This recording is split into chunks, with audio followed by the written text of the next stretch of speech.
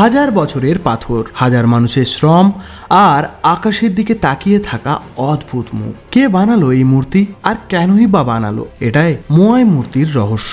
Star island দক্ষিণ প্রশান্ত মহাসাগরে অবস্থিত। প্রায় 700 কিলোমিটার দৈর্ঘ্যের ছোট্ট এই দ্বীপে ছড়িয়ে আছে 900টিরও বেশি মোয়াই মূর্তি। মূর্তিগুলোর উচ্চতা সাধারণত 4 থেকে 10 মিটার, ওজন 14 থেকে 80 টন। প্রশ্ন হলো, এই বিশাল পাথরগুলো কিভাবে মানুষ সরিয়ে এনেছিল? কেউ বলেছে লম্বা কাঠের রোলার বা রেল ব্যবহার করা হয়েছিল। কেউ বলেন বিশেষ জাদু বা অতিপ্রাকৃত শক্তির সাহায্য ছাড়া সম্ভব নয়। আর সবচেয়ে বড় রহস্য, মূর্তিগুলো সবই সমুদ্রের দিকে মুখ করছে না, বরং দ্বীপের ভেতরের দিকে তাকিয়ে। কেন তাদের এভাবে বসানো হয়েছিল?